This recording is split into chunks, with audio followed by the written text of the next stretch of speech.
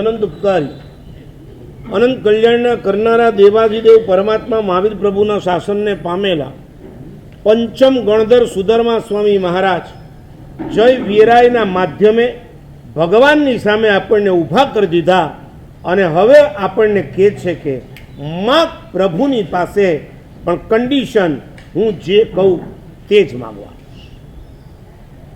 તમારી ઈચ્છા મુજબ જો તમને ઊભા કરી દઈએ તો તમારા લિસ્ટ છે ને આ 13 કરતાં 1300 ના હોય અને એ 1300માં એક નામ આમાંની એક પ્રાર્થનાના હોય.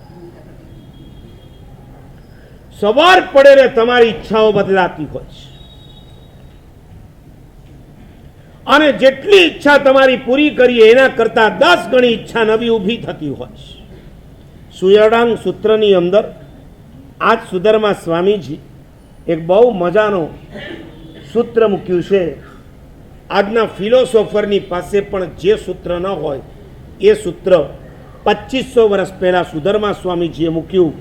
ઈચ્છા હું આગાસમાં અનંતિયા. ઈચ્છા કેટલી છે? હું ને તમે કહેજો 5, 25, 50, 500. ઈચ્છા કેટલી છે? આકાશનો જેમ અંત નથી એમ ઈચ્છાનો પણ અંત. હા, ધર્માસ્તિકાય, અધર્માસ્તિકાય, કાળ, પૂદગલાસ્તિકાય આવા જે ષડ દ્રવ્ય બતાવ્યા એમાં ધર્માસ્તિકાય અને અધર્માસ્તિકાય તો અસંખ્ય પ્રદેશનું છે, પણ આકાશાસ્તિકાય અનંત. કારણ કે લોક અને અલોક બે ભેગા કરો ત્યારે આકાશાસ્તિકાય થાય. એના પ્રદેશ કેટલા છે? અનંતાનંત પ્રદેશ. એમ ઈચ્છાઓ કેટલી છે? અનંતાનંત. પહેલા ઈચ્છા હોય નવસારીમાં કલેક્ટર બની જાવ, પછી શું થાય? ધારાસભ્ય, મેયર, પછી ધારાસભ્ય, પછી સંસદ, કેન્દ્રમાં સીધા પહોંચી ગયા, પછી સીએમ ને સીએમમાંથી કલિકાલ સર્વજ્ઞ હેમચંદ્રાચાર્યજી યોગશાસ્ત્રની અંદર આ આપણી જે ઈચ્છાઓ કેવી નખરાળી છે એનું વર્ણન કર્યું છે. ધનહીન સતમ એકમ. એક પણ રૂપિયો નથી એને ભગવાન પાસે ઊભો કરી દીધો. માગ બોલ કેટલા જોઈએ છે? નહીં, ભગવાન વધારે કાંઈ નહીં, 100 રૂપિયા આપો. આપણા ખર્ચા 100થી વધારે છે જ નહીં.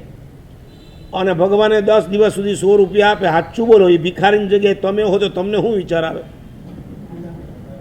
આ હો ક્યાં માંગ્યા? આપવા જ બેઠો છે, એ આપવા છે ને આપણે તો સોના કેટલા?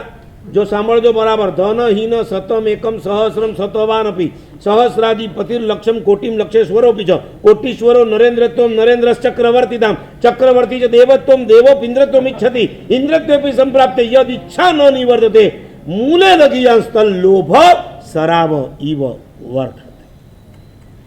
યોગશાસ્ત્રના ચોથા પ્રકાશમાં 3 શ્લોક દ્વારા આપણી મેન્ટાલિટી કલિકાલ સર્વજ્ઞ ખુલ્લી કરે છે.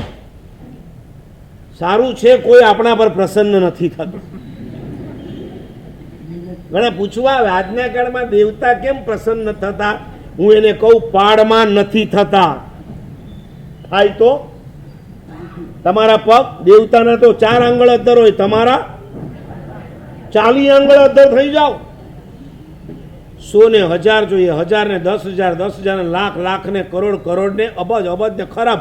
અને પછી લખે છે કોટીશ્વરો નરેન્દ્રત્વમ. એને શું જોઈએ છે? નરેન્દ્ર મોદી. 900 વર્ષ પહેલા હેમચંદ્રાચાર્યજીને ખબર હશે કે નરેન્દ્ર થવાનો. કોટીશ્વરો નરેન્દ્રત્વમ. કાલના છાપામાં આવ્યું હતું નરેન્દ્ર મોદીના ખાતામાં કેટલા રૂપિયા? ટોટલ મૂડી 2.5 કરોડ, 2 કરોડ ને 35 લાખ સમથિંગ. અને એના હાથમાં કેશ કેટલા? તો કે થોડા દિવસ પહેલા 35,000 હતા. બોલો, એનું ખાતું ખુલ્લું હોઈ શકે? તમારું એ તમે મોદી કરતા ઉપર કે નહીં? બોલો, પોસ્ટથી મોદી છે. તમે નરેન્દ્રત્વમ. નરેન્દ્ર એટલે રાજા. રાજા બન્યા પછી એને થાય ચક્રવર્તી બન. સટખંડની અંદર ફરે છે ને મોદી સાહેબ. 8 વર્ષમાં કેટલા દેશની વિઝિટ મારી આવ્યા? નરેન્દ્ર ચક્રવર્તી ધામ. ચક્રવર્તી બન્યા પછી મારે દેવ બનવું છે.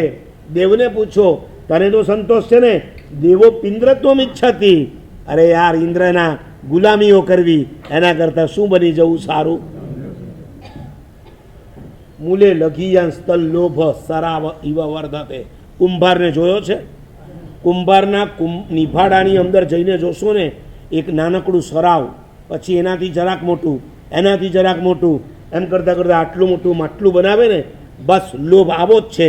શરૂઆતમાં આટલો હોય, પછી મળે તો આટલું. જેમ પુણ્યનો પાપાનું બંધી પુણ્યનો ઉદય જેમ વધે છે, તેમ તમારો લોભ વધે છે.